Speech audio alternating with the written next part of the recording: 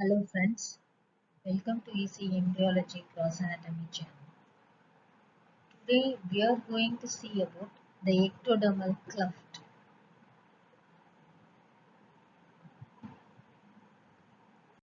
So this is the branchial arch. So here we can see the outer one, it is the ectodermal lining and the inner lining is the endodermal lining.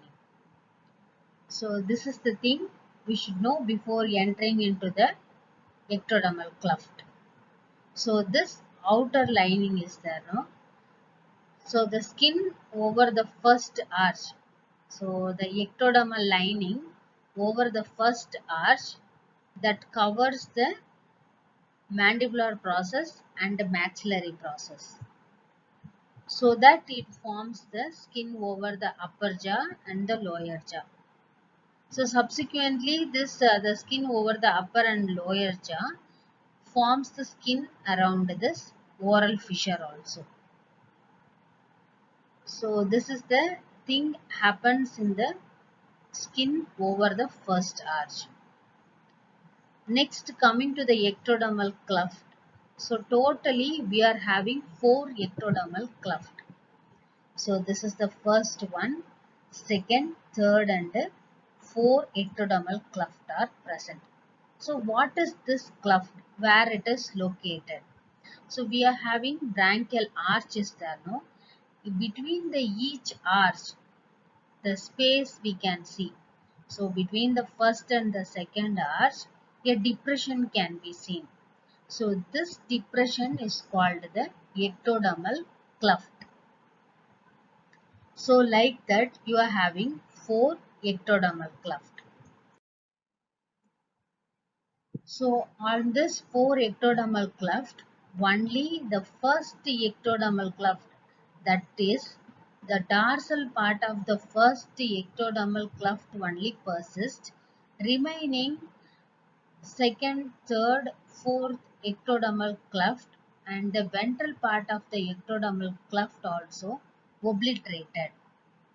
So what is the formation occur in the first cleft is, so the first cleft which project into the tubotympanic recess and it forms the epidermal lining of the external acoustic meatus and the cuticular layer of the tympanic membrane.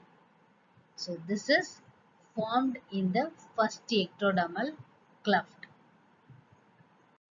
Next, what happens is bulging of the first and the second arch occurs. So this bulging produces a depression occurs deep to the second arch.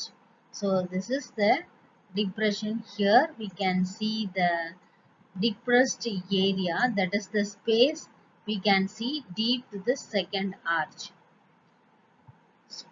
This space is called cervical sinus. Usually the cervical sinus will also obliterated.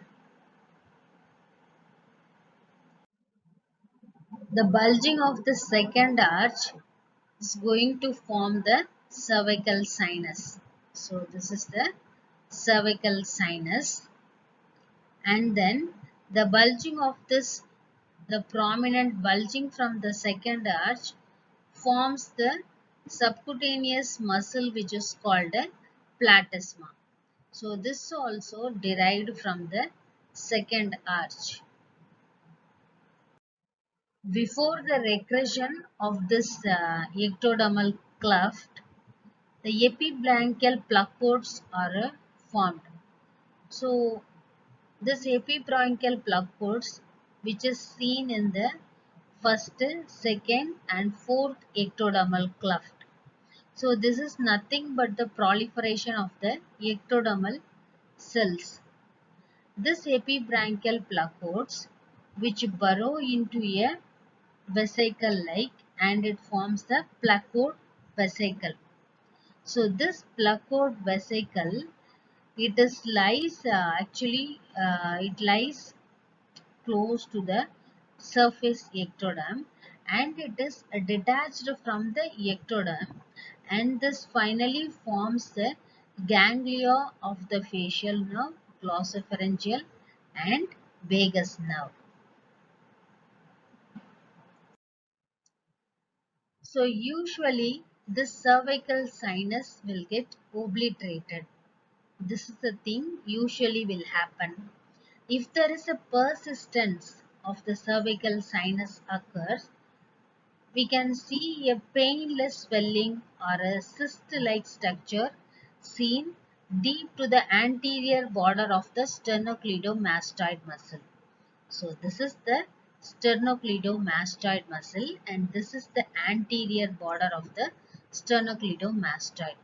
So here deep to that we can see that cystic swelling can be absorbed, that is due to the persistence of the cervical sinus. Sometimes the persistence of the cervical sinus will communicate to the outer region, that is here we can see the communication with the exterior. So this condition is called external branchial fistula.